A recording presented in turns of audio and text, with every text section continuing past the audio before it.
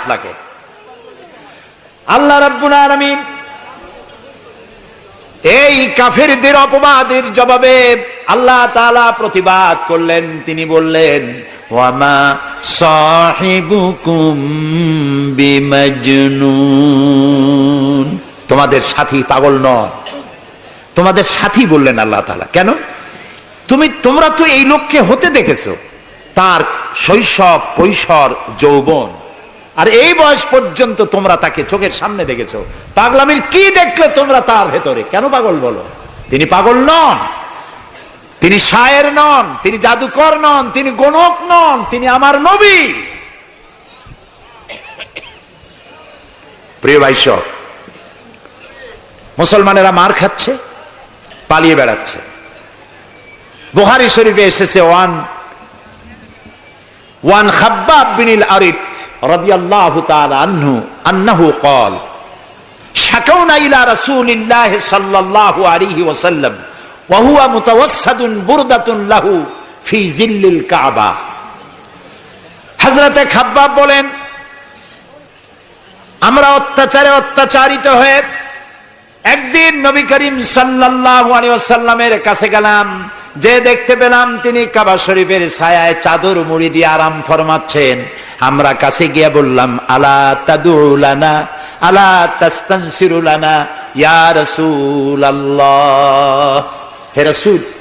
মাইর খাইতে খাইতে আমরা শেষ হয়ে গেলাম।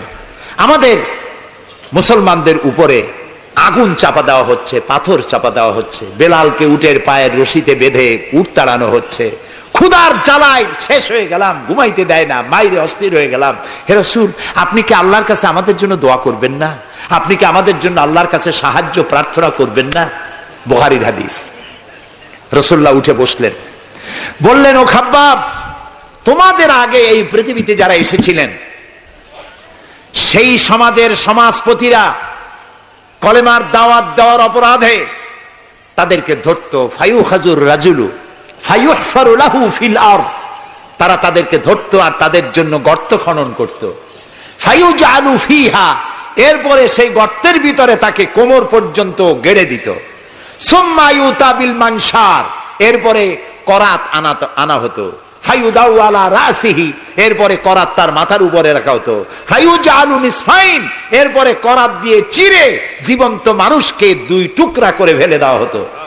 মা ইয়াসুদ্দুহু যালিকা আন দীনি, এত বড় অত্যাচারের পরেও সে যুগের একজন মুসলমানকেও আল্লাহর দ্বীনের পথ থেকে এক চুলও তারা সরাতে পারে নাই। রাসূলুল্লাহ বলছেন, ওয়াল্লাহি ওয়াল্লাহি, ও খাব্বাব, আমি আল্লাহর নামে কসম করছি। কে বলছেন? রাসূলুল্লাহ কসম করছেন, আমি আল্লাহর নামে শপথ করছি, লা ইউতাম্মান্নাল্লাহু হাযাল আমরা হাত্তা ইয়াসিরুর রাকিবু মিন সানা ইলা হাদারামাউত। সেদিন বেশি দূরে নয়, যেদিন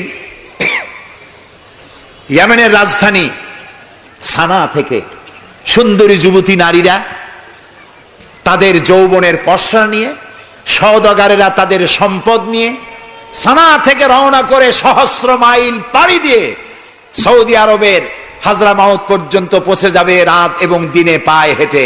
লা ইয়াখাফু ইল্লাল্লাহ, আল্লাহ ছাড়া কোনো ভয় তাদের অন্তঃকরণে থাকবে না। আবিযুবা আলা গানামি, তবে হ্যাঁ, এটা ঠিক, লা ইয়াখাফু ইল্লাল্লাহ যদি বলা হয় আর কিছু না বলা হয়, তাহলে তো বোঝা যাবে যে বাঘ এবং সিংহরও ভয় থাকবে না।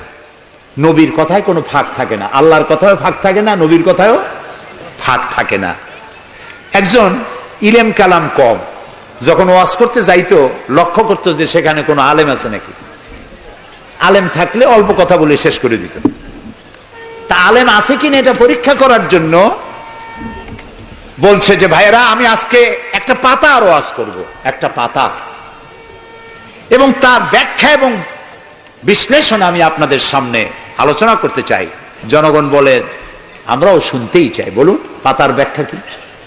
তিনি বলছেন, এমন একটি পাতা, এটি যদি মাটিতে পড়ে বাঘ হয়ে যায়, আর যদি পানিতে পড়ে কুমির হয়ে যায়। একজন দাঁড়ায় বলল, হুজুর, বুঝলাম এই পাতার ফজিলত এমন, মাটিতে পড়লে বাঘ হয়, পানিতে পড়লে কুমির হয়। কিন্তু পাতাটি যদি অর্ধেক মাটিতে অর্ধেক পানিতে পড়ে তাহলে কি হবে? উনি বুঝলেন যে এখানে তো আলেম আছে, কাজী আমার ওয়াজ এখানে শেষ করি। ও আখির দাওয়ান আলহামদুলিল্লাহি রাব্বিল আলামিন। কথার মধ্যে